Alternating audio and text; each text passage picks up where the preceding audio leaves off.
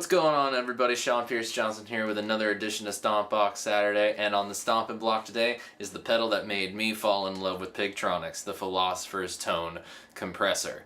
Now, up until the point that I got this, I honestly didn't understand really how a compressor would come in handy for a guitar player. But after hearing this and having had it on my board pretty much since the day I got it home, this thing has proved to be an invaluable tool. Now, one of the things that people kind of misconceptualize about compressors is that they're supposed to be sustainers, to add artificial sustain to an instrument's signal.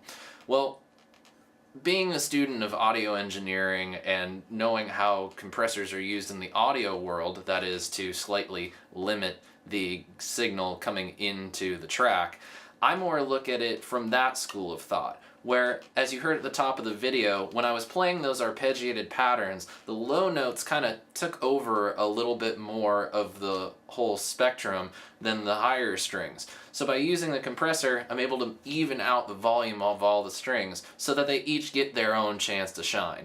And for me, the Philosopher's Tone is one of the best sounding and best featured on the market. So let's take a look at it.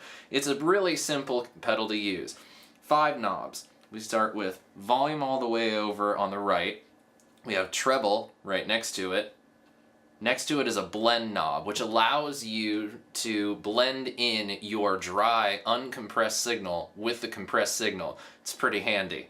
And then your sustain knob, which is going to be your compression ratio. The last knob is what makes this a really unique compressor, and that's the grit knob. And what it does is it adds a really nice, thick, overly compressed layer of distortion to your compressed signal.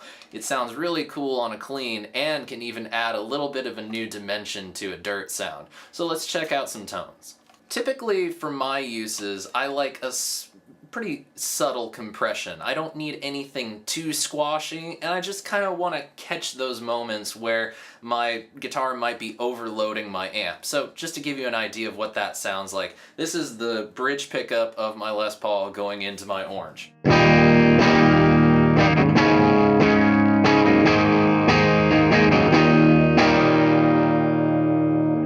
And I got pretty hot pickups on this, so if I hit hard enough, it's going to overdrive the preamp of my amplifier.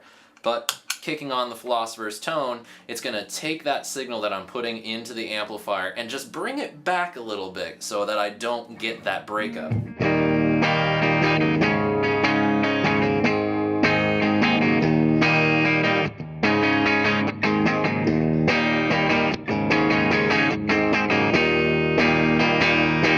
And I wasn't hitting any softer there. That's all the compressor doing its work. So that's one of the handy things that I like about having a compressor.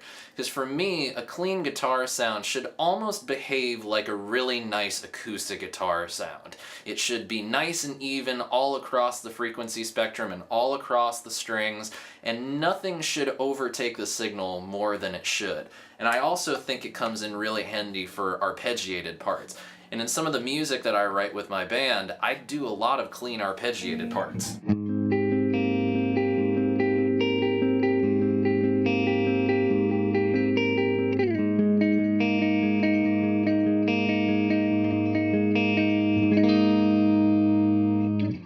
And I'm using it for that kind of stuff all the time. I'm going to shut it off so you can hear what that would sound like without the compressor in it.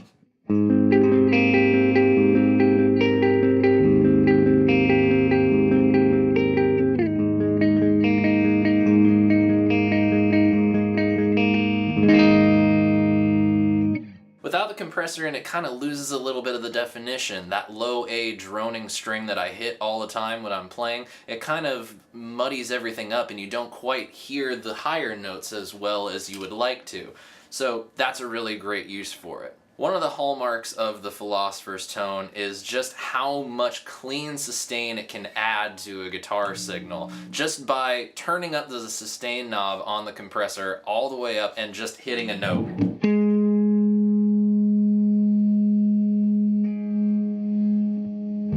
Granted, that's just sustain that I'm adding from the Philosopher's Tone. I'm completely isolated from the amplifier in the other room. And you don't have to just use it for single notes, you can apply it to chords.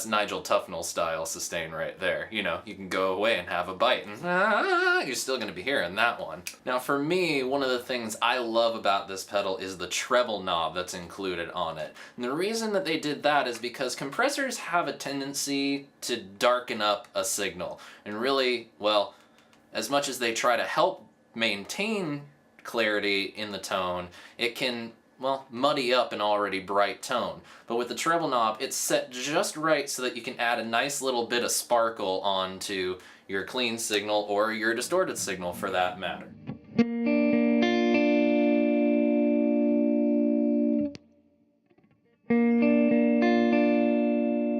Can you hear that difference?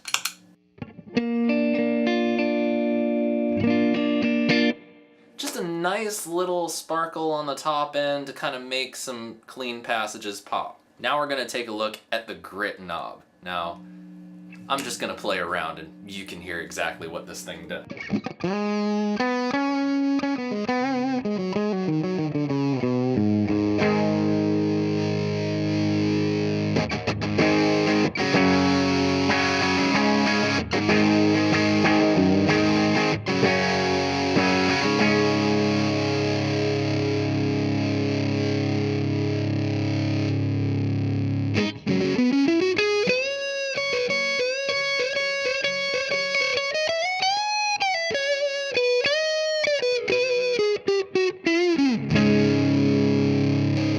But this pedal is just as equally home on a distorted signal. So with this grit turned up all the way, let's see what it can add to a distorted solo.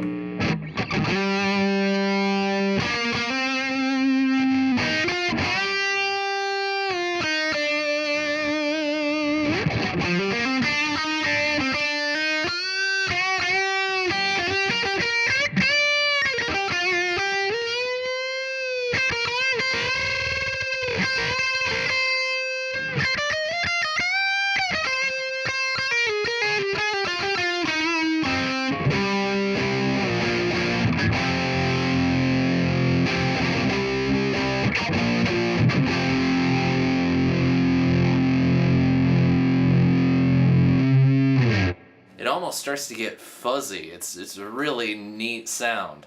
Well guys, I hope you enjoyed this look at the Philosopher's Tone and that you fell in love with it as much as I fell in love with it.